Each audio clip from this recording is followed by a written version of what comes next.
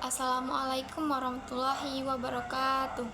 Hai semuanya, saya Mutia Aisyah Lestari dengan NPM 2586206078. Pada kesempatan ini saya akan menjelaskan tentang perkembangan ilmu pengetahuan alam serta garis besar sejarah perkembangan ilmu di Eropa mulai dari zaman kuno, Yunani, abad pengetahuan hingga zaman modern, serta cabang-cabang ilmu pengetahuan yang berkembang. Pertama, ilmu pengetahuan alam merupakan pengetahuan yang tersusun secara sistematis dari hasil pengamatan dan penyelidikan. IPA terus berkembang seiring waktu sehingga melahirkan cabang-cabang ilmu seperti biologi, fisika, kimia, dan astronomi. Bahkan muncul juga cabang gabungan seperti biokimia dan biofisika. Perkembangan ini terjadi karena manusia ingin memahami alam secara lebih mendalam dan terstruktur. Jika ditinjau dari sejarahnya, perkembangan IPA dapat dibagi menjadi beberapa periode penting. Periode yang pertama adalah zaman kuno, yaitu sebelum abad ke-6 sebelum Masehi. Pada masa ini, pengetahuan manusia masih bersifat spekulatif, artinya berdasarkan dugaan dan coba-coba. Manusia belum mencari hubungan sebab akibat secara ilmiah. Namun, pada masa ini manusia mulai mengenal kemampuan mencatat, menulis, dan berhitung. Periode yang kedua adalah zaman Yunani kuno, sekitar abad ke-8 sebelum Masehi hingga abad ke-6 Masehi. Pada zaman ini, pemikirannya manusia mulai berkembang pesat. Berbagai filsuf seperti Thales, Socrates, Plato, dan Aristoteles mulai mengembangkan cara berpikir kritis dan ilmiah. Ilmu tidak lagi diterima sebagai spekulasi, tetapi dipertanyakan dan diuji melalui penyelidikan atau inquiry. Pengetahuan menjadi lebih sistematis dan mulai mencari asal-usul serta sebab akibat dari segala sesuatu. Zaman ini menjadi pondasi awal bagi perkembangan sains modern. Selanjutnya adalah zaman pertengahan, yaitu abad ke-5 hingga abad ke-15 Masehi. Masa ini adalah masa transisi dari dunia kuno menuju zaman modern. Pada awal abad pertengahan, Eropa mengalami berbagai kesulitan seperti penurunan jumlah penduduk, invasi bangsa barbar, dan terjadinya perpindahan penduduk. Namun, Kekaisaran Bizantin masih bertahan di Eropa Timur. Memasuki puncak abad pertengahan, keadaan mulai stabil. Terjadi perkembangan kekuasaan kerajaan-kerajaan di Eropa Barat.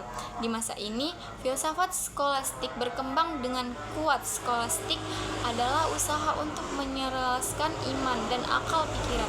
Pada masa ini pula banyak universitas didirikan seperti Universitas Oxford dan Universitas Paris yang menjadi pusat perkembangan ilmu pemikiran.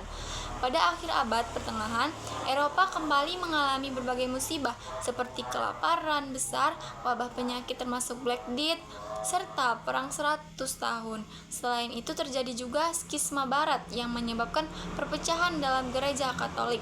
Meskipun banyak terjadi masalah, masa ini juga mendorong lahirnya kerajaan-kerajaan baru di perubahan sosial yang besar. Setelah itu memasuki zaman modern, yaitu setelah tahun ke-1500. Periode ini ditandai oleh beberapa kejadian besar, seperti runtuhnya Kekaisaran Romawi Timur, penemuan benua Amerika oleh Christopher Columbus, serta munculnya gerakan reformasi gereja oleh Martin Luther. Pada masa ini, Eropa mengalami perkembangan pesat dalam ilmu pengetahuan, teknologi, politik, dan kebudayaan. Zaman Renaissance melahirkan banyak ilmuwan besar seperti Galilean, Copernicus, dan Newton. Perkembangan ini berlanjut hingga abad ke-1 sampai 9 dan abad ke-20 yang kemudian melahirkan dominasi ilmu pengetahuan dari Eropa Barat dan Amerika Utara. Selain sejarahnya, IPA juga memiliki ruang lingkup yang luas. Ilmu pengetahuan secara umum dibagi menjadi 3 kelompok besar. Yang pertama, ilmu pengetahuan alam yang mempelajari benda atau hidup dan fenomena alam seperti fisika dan kimia. Kelompok kedua adalah ilmu pengetahuan bumi dan antariksa yang mempelajari bumi, geologi, bintang, dan planet, termasuk ilmu astronomi.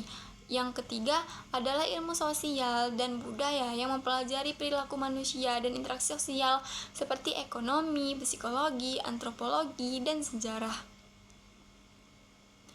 serta secara khusus biologi, berbagai cabang IPA yang mempelajari makhluk hidup terbagi lagi menjadi beberapa cabang. Contohnya, zoologi mempelajari hewan, botani mempelajari tumbuhan, morfologi mempelajari bentuk luar makhluk hidup, anatomi mempelajari struktur dalam tubuh, fisiologi mempelajari fungsi organ tubuh, histologi mempelajari jaringan, sitologi mempelajari sel, dan paleontologi mempelajari fosil dan makhluk hidup masa lalu. Semua cabang ini berkembang agar manusia dapat memahami kehidupan secara lebih detail dan mendalam.